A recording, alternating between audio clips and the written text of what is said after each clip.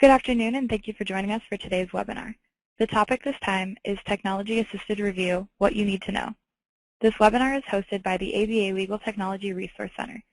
Speaking today will be Mark Knoll and Jamie Lamorgis from Catalyst. The Legal Technology Resource Center is an ABA member benefit provided by the ABA Law Practice Division. The LTRC has been providing lawyers with legal technology guidance for more than 25 years.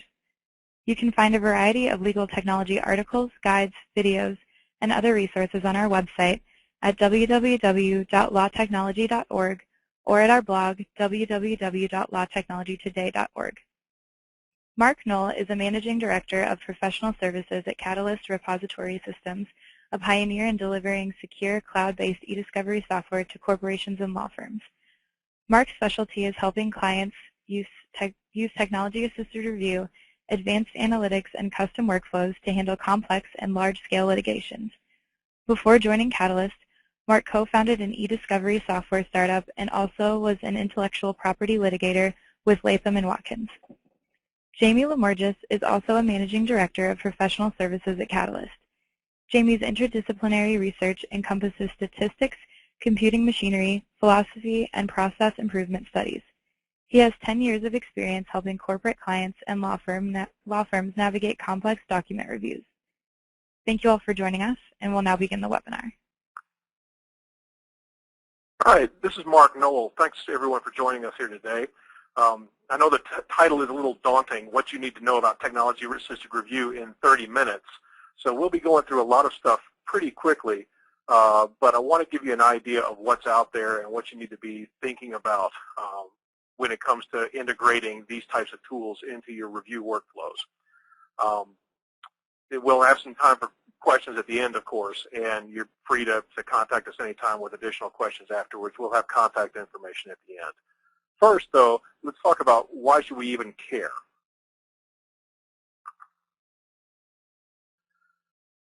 Content is exploding, all right? There are a lot of studies out there showing how much data we're generating every year right now, which is estimated to be about 1.8 zettabytes.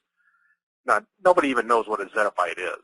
You have to translate that into exabytes or petabytes, or probably down to 1.8 billion terabytes per year before people start to recognize what the units are. This is just an incredible amount of data, and it's growing every single year. To give you an idea, the Library of Congress, you know, that huge repository, it's estimated that if we scanned all the data in there, it would be about 30 terabytes worth of data. Now, 1.8 zettabytes a year is creating 60 million libraries of Congresses a year in data to keep track of. So with the way that data is exploding, we're going to have to continue to use more and more advanced technologies to just keep on top of what's being generated and what's going to be discoverable in these litigations. The other reason we care is that review costs themselves are the big concern, right? If you take a look at the RAND study here, in the e-discovery cost, review cost is 3/4 of the entire discovery process, which in most cases is the largest percentage of cost in an entire litigation.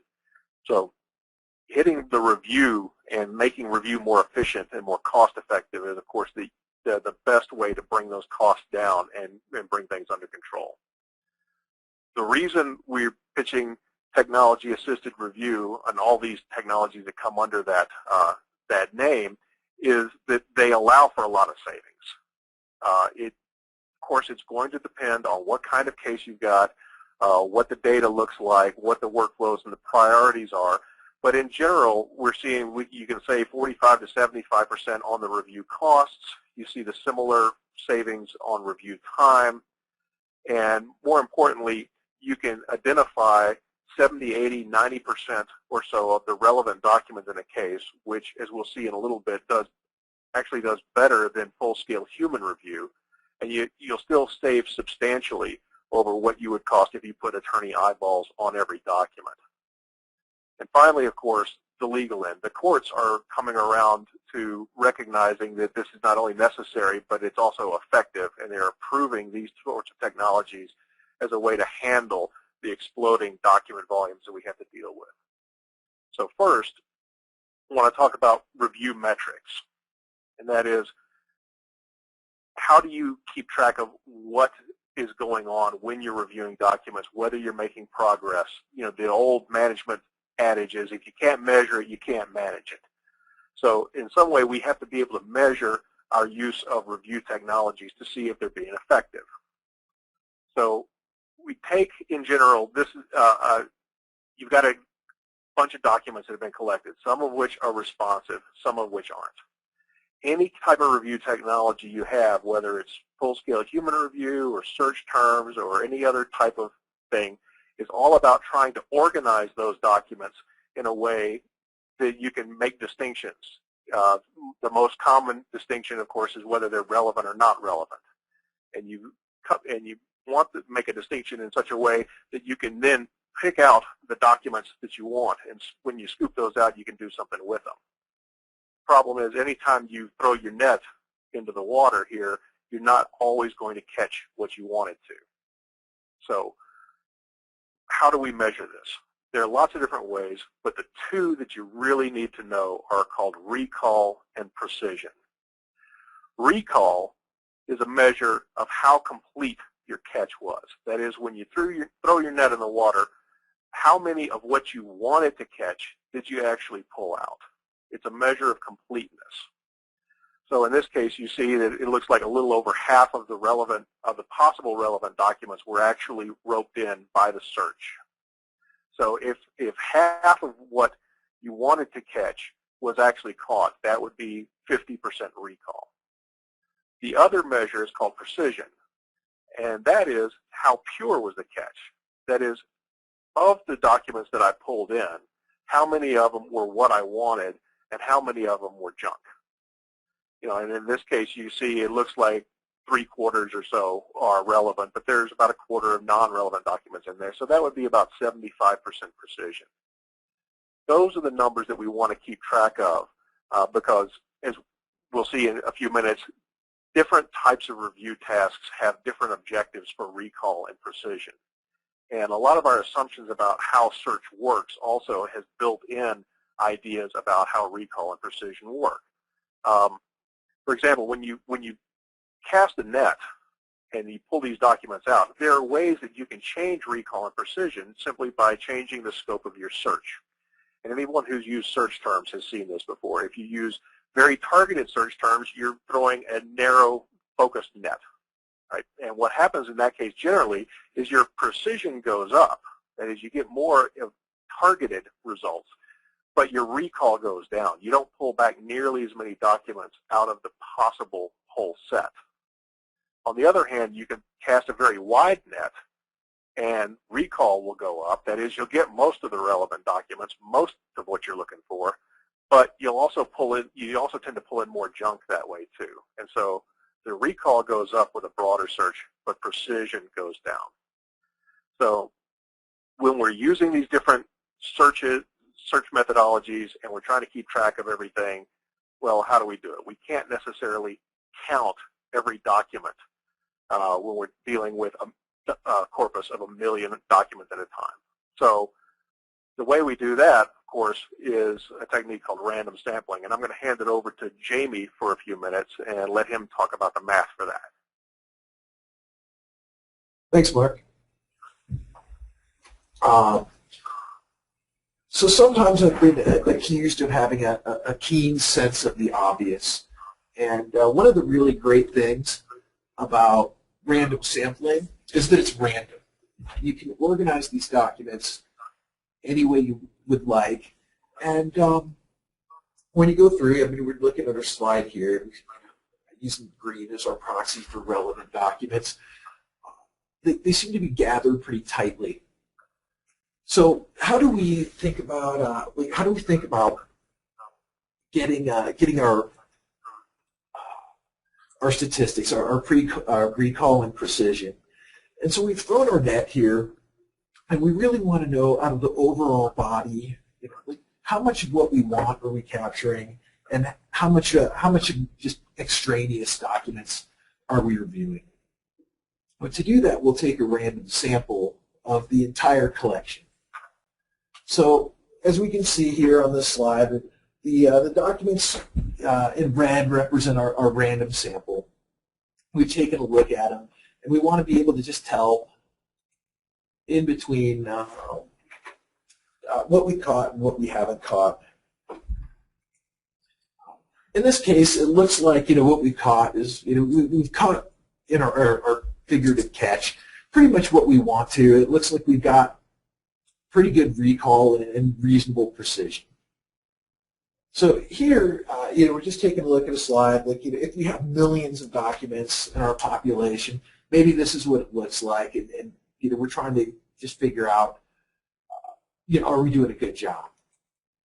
So to put this in, maybe a little bit more understandable terms, let's think of our documents as a million M&M bag of M&Ms, and we want to we think that everything in this bag of M&Ms is predominantly brown M&Ms, and we certainly don't want any red M&Ms in there. So how big of a sample do we need to be relatively sure that we're getting mostly brown M&Ms? And, it's less than you think, and a little bit of it depends on how confident do you want to be. Do you want to be 95% confident, 99%? How many errors can you tolerate in here? What is your margin? So I mean, on a case-to-case basis or an M&M to M&M bag basis, it really differs. So I mean, given this, as we see from the slide, right? If you just want a 95 confidence level and 5% margin of error, you really only need to look at 384 M&Ms out of this bag. If you want to go to 98% confidence with a 2% margin of error, really you're looking at under 3,500 M&Ms out of this million M&M bag. The technology and the math can really help you. However, to get 100% confidence level with a 0% margin of error, you're going to have to look at everything. We know this can be expensive, and when we take this back to the idea of documents and a document review, not only is it expensive, but it's time-consuming. You just may not have time to look at every single document. In this slide, there are several sample size calculators available on the internet. If you want to play around with this, go to Google, enter sample size calculator, and there'll be several good ones that will come up for you. At this point, maybe I'm going to turn the discussion back over to Mark, so you can talk about document review objectives. All right, thanks, Jamie. Yeah, the next thing I want to talk about is something that litigators all know pretty much instinctively, and because you deal with it all the time. But we find that talking about it explicitly when trying to figure out best workflows turns out to be really helpful. And that is, what are you trying to achieve with a document review? In general, in broad strokes, there are three different tasks that we're trying to accomplish when we review documents. The first is classifying. That is, figuring out what bucket it goes into. Is it responsive? Is it non-responsive? What are we going to do with the document? The second is a protection task. And the most common of these, of course, is privilege review. But it could also be looking through the documents for anything related to trade secrets or classified information, personally identifying information, something that would just be embarrassing to the client. It's the kind of thing that you don't want any of it to get out. And then the third is where we get the name for discovery in the first place. It's knowledge generation. It's figuring out what is actually in the documents, what stories can be told based on the content of everything that we've collected. The reason this is important, the reason we want to be explicit, is because those metrics that we talked about, recall and precision, those are different for each of these categories of tasks. For example, when we're classifying documents, figure out whether we're going to produce them or not. What kind of recall do we want? Reasonably high. Precision, reasonably high. Now, I've got reasonably in there both times because this is the classic case of being proportional, being reasonable, making sure that the cost of the review and all the resources that are invested in the process are proportional to the issues and the amount at stake and everything else. This is all the Sedona conference stuff about reasonableness and proportionality and all the Rule 1 and Rule 26 language about the same sort of stuff. So that's what you want to think about when talking about classification tasks. The next one, of course, is protection. And the big one, of course, that we all know is privilege review. Recall in this one, 100%. Nothing escapes. We don't want anything getting through this kind of task. And precision, we also want it to be high, especially in the case of privilege, where this is something where you might have to send into a privilege logging workflow where it's going to be expensive and time-consuming to log every document that gets pulled out. So this turns out to be the most difficult kind of search because you're looking for 100% recall and as high a precision as you can get. Yeah, and remember from what we saw that recall and precision usually go in opposite directions when you change the scope of your search. So this one is the one that always turns out to be the trickiest. The last, of course, is knowledge generation. It's the task where we figure out what story can we tell from these documents and what story can our opponent tell from what's in these documents. This is the kind of case where the saying came from that Google made everybody think that we were good at search. Because remember, Google doesn't pull back every relevant document on the web. It just pulls back the most relevant ones for you. So recall, we don't really care. It can be low. But precision, we want it to be good. This is a targeted sort of search. We don't want to waste our time looking at junk. We want to look at the most relevant documents out there, but not necessarily every copy or every variation of them. So this is the kind of search that's the most Google-like, and the one that we tend to think about by default a lot of times when we think about search tasks. So now that we've got that in mind, let's talk about other review methods, that is, other ways besides technology-assisted review that we're used to tackling these problems. The reason I like to bring this up is that we're starting to do more scientific research in these tasks, and we're finding, just like we used to find with eyewitness identifications in the case of DNA testing, that what we thought were gold standards, like eyewitness testimony, turn out to be not as good as we thought. Let's start with search terms. Well, everybody's used search terms before, but the reality is search terms suck. I mean, let's be blunt. The most famous research on this is a study called Blair and Marin. Now, take a look at the date on this. This is from 1985. Now, what happened here is researchers worked with a corpus of documents where the coding decisions and all the issues were known, and they got experienced attorneys, experienced paralegals to formulate search terms to find all the relevant documents, and they kept going until the attorneys and the paralegals were sure that they had gotten at least 3/4 of all the relevant documents in there. Well, their self-estimate wasn't even close. What they actually brought back, 20%. 20% recall. That means 4 out of 5 relevant documents were being missed by these search terms put together by pretty experienced people who really knew the issues of the case. So what does this mean? Well, we followed up on this over the years with the legal track studies and other things like this. And what we've learned is that you've got to iterate on search terms. That is, check them, see how they work, sample them, come back and refine them over and over again if you want to get it up to at least 50% recall. And if you want to get recall in the 78% range, you tend to have to use combinations of different techniques, not just search terms, but other things all mixed in. The workflow ends up being complicated, but that's what it takes to get up to that level of recall. So, keywords.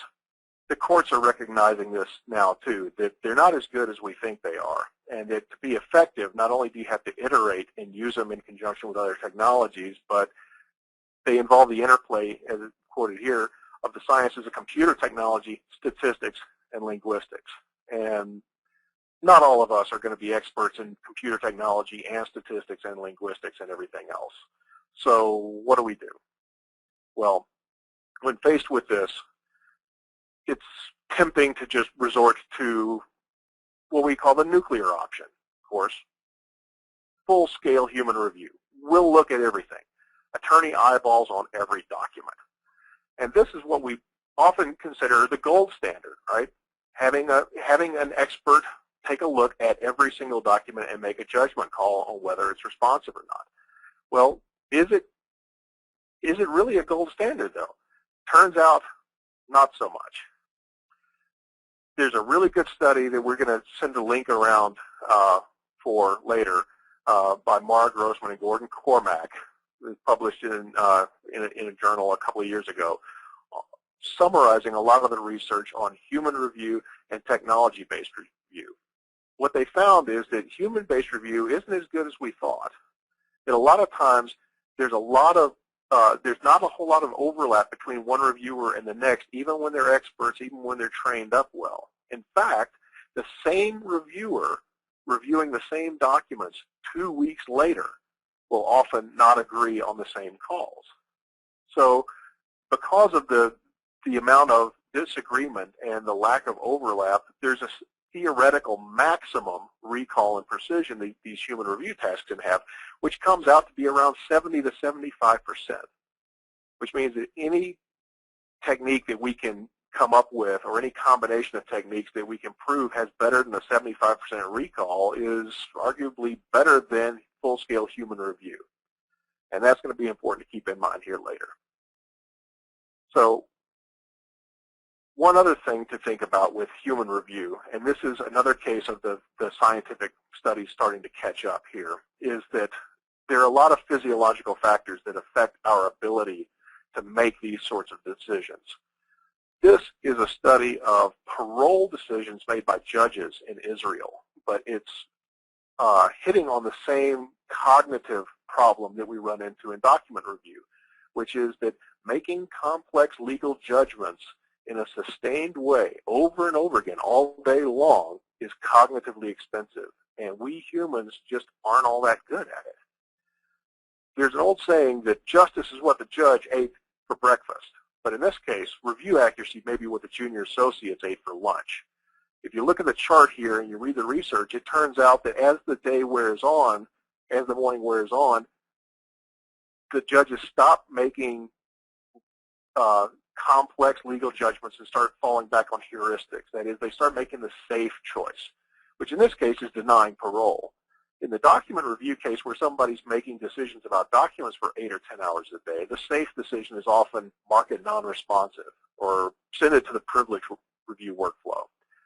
So all of these things just are starting to expose our ability to perform these tasks in a sustained way and account for the research that shows that full-scale human review isn't as good as we thought.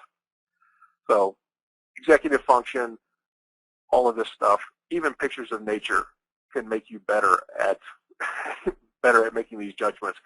And the real kicker is that even if you're not feeling refreshed right now, looking at the picture of the flowers, it's happening. The same thing happened with those judges. They weren't aware that they were making bad decisions, but it was happening anyway. And it was a very easy effect to measure from somebody sitting on the outside. So that brings us to technology-assisted review, or predictive coding, or predictive ranking, or computer-assisted review, or anything else that we talk about. What is this? Technology-assisted review, in the words of Justice Peck in the Southern District of New York, is any tool that uses sophisticated algorithms to enable the computer to determine relevance based on an interaction with a human reviewer. What goes on under the hood? This is essentially the computer building a big search. It takes the items that are most likely to be associated with good stuff, what you want, and it ranks them up. And the stuff that are most likely associated with bad documents, it ranks them down. Well, how does it know? The same sort of way that these algorithms work in things like Pandora or Netflix. They give you something that they think you're going to like, and you give it a thumbs up or a thumbs down. The computer learns, and it does another round of this over and over again. It's an iterative process. When the documents come in, just so you get an idea, they're chunked up into, they're vectorized is the term of art. That is, the concepts, the words, the phrases are all split out of each document, and each of them are given a numerical weight. This way, the computer can perform math on them. And what it does is it ends up matching up between when you say you got a responsive document, it finds the terms that are associated with that. It predicts more documents that you'll like or you don't like. You give it feedback. It goes back and forth to the terms, and that occurs even when you bring in more documents, which will share some terms with the original documents, or they'll bring in new ones, and it goes back and forth. And this game of ping pong back and forth is why all of these processes have to be iterative in order to be effective. That is, even with manual search terms, you have to go back and forth over and over again in order to converge on a search that is going to be as effective as you need it to be. Now, in the interest of time, I'm going to skip over some of this on the mathematics. You don't really need to know details about the mathematics that are used in all of these things. Just know that different types of models have different workflows that work best. For example, support vector machines often like to be trained up front, while k-nearest neighbor deal with rolling collections a lot better. So one of the things that you'll need to know is that depending on the technology or depending on the product or the vendor that you're using, you may have different considerations for whether you're going to have rolling collections, whether you're going to be able to get all the documents together up front or not. So the real key is that the judges are saying that they don't really care about the black box, the technology. They just want to make sure that when you measure recall and precision, that you're hitting your targets, that you're getting as good or reasonably close to where human review could be. So the process, again, it'll vary with different technologies and different vendors. Blow through this pretty quickly, but essentially, in most cases, again, you iterate. You assemble your files, you add seed documents, that is, documents that you make initial judgments on so that the computer can start learning.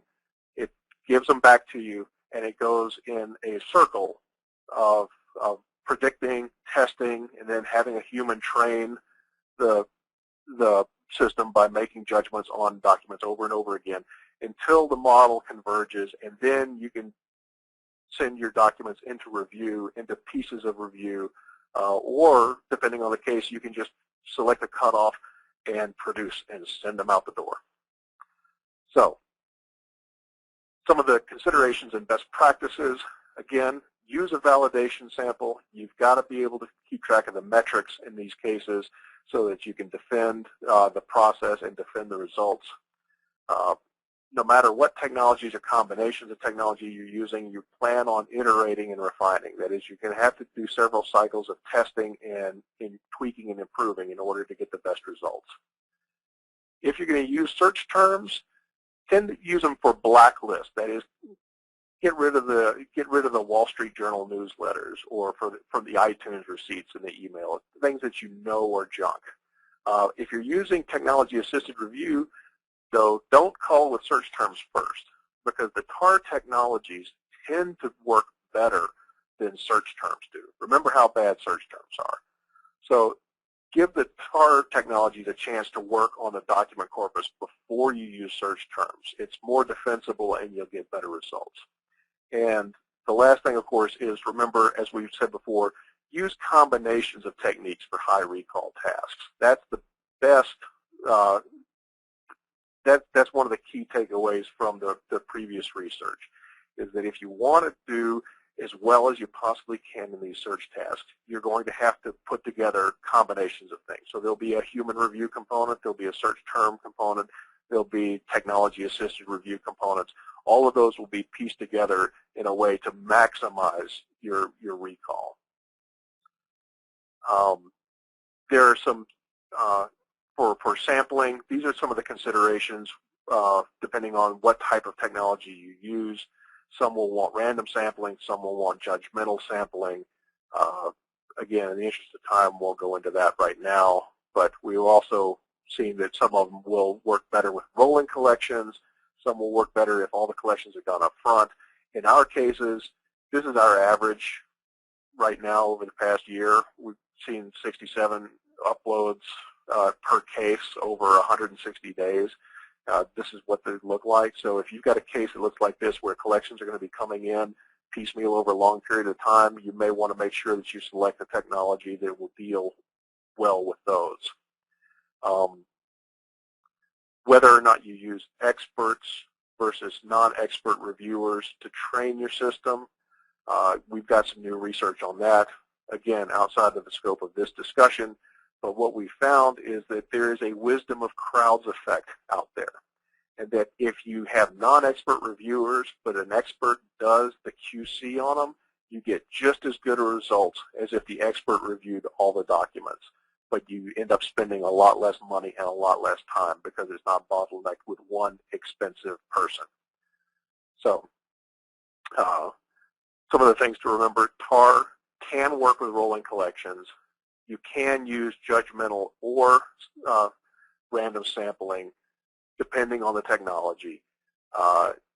You don't have to stop training after a particular point depending on what technology you're using. And you can use experts or not and still be effective. These are contrary to some of the things that you may hear out there, but again, this is a function of what type of technology is under the hood. You don't have to necessarily know the details of the technologies under the hood, but recognize that you should be asking these questions. That is, how well will it deal with rolling collections? How well can you run multiple classifiers for foreign language, for privilege? What kind of sampling is necessary or works best? What are the training requirements? How fast do the classification runs actually occur? And are you able to rank the documents for double-ended workflows? Workflows, just very quickly to conclude, are if you've got the documents that are ranked by some sort of technology along some axis, which is often, say, non-responsive and responsive, you can take the documents on one side of that curve and just sample them and produce them, and discard the ones on the right, and that's a defensible way to go if you've got the random sampling. But if your client is not as risk tolerant as to agree to something like that, then what you can do is you can just take that cutoff and put those into review. What you can also do is what's called a stratified review, which is where you take the slice of documents that are the most responsive and give them to experts, give them to the senior associates, or give them to outside counsel. And that fulfills that knowledge generation task that we were talking about earlier, where you're figuring out what's in the documents. But those expensive people with not a lot of time on their hands don't have to look at everything. The rest of those documents, like the green ones in this graph, could be reviewed by juniors, or could be reviewed by contract attorneys, or you could even just sample them and produce them. When the documents are ranked, also, one of the things that you can do is start your review from one end. Start with the most relevant documents. Start with the hottest ones and work your way down. And as soon as you're tired of seeing the same thing over and over again, you know that you've pretty much gathered all the knowledge that you can get out of it, and then you can make a decision on that disposition. That is, what am I going to do with the rest of the potentially responsive documents? Am I going to review them? Am I just going to produce them, sample them and produce them, or run some keyword sanity checks against them and then produce them? Those are all options that have different benefits depending on what your time and budget is for each task. For privilege, again, having ranked the documents gives you a chance to do even more stuff. For example, we run two-ended workflows where you can start privilege logging from one end of the privilege collection and a second pass privilege review to kick out things that were marked potentially privileged but maybe aren't, and have that happening on the same document set at the same time, working in different directions. This way, your privilege logging people are seeing 9 out of 10 privileged documents as they're going through, and so they're having their time used most effectively, while the second pass privilege review is starting at the low end of the curve and knocking out the junk that doesn't need to go to privilege logging. And eventually they meet in the middle. And this turns out to be a pretty powerful way of leveraging the tools to get people working on the same problem from two ends at once. And the last thing you can do, of course, is use the technologies for quality control. And in 100% recall tasks like privilege review, this can be a great thing to add to your arsenal. That is, after your privilege review is done, use a technology-assisted review tool to run a prediction round on your privileged documents. If the computer says the document, if the computer thinks the document should be privileged, but it's marked responsive and is about to go out the door, that's a document that you want to put into QC and have somebody take a second look at. So using these tools as part of your sanity checks before production can help you make sure that no privileged documents escape or no other documents escape that are part of those 100% recall data protection tasks. So again, key takeaways here, technology-assisted review, it's a powerful tool, but it's one among many. It's not going to displace human review completely or search terms completely. There's room for all of those in there. What we learned from the research is that these tools should be combined and the workflows should be adjusted. But depending on what you're trying to get done, you're going to need to use combinations to be effective. And the last thing, of course, is that you don't have to be an expert to use the technology-assisted review tools. You don't have to understand the guts. You don't have to understand, be able to explain what's happening inside the black box. You do need to be able to show metrics that says that once this tool has run, we're hitting 75% recall, 80% precision, which the research shows is better than human review. So we're giving productions that are as good as a full-scale human review would have been, but we're only taking a third of the time and a third of the cost. So that's what we're trying to accomplish here, and that's what the big promise of these tools is. It allows us to build in these extra capabilities into our workflows to bring the cost and the time involved down as the document volume goes up and up every year. And there's no sign of that stopping anytime soon.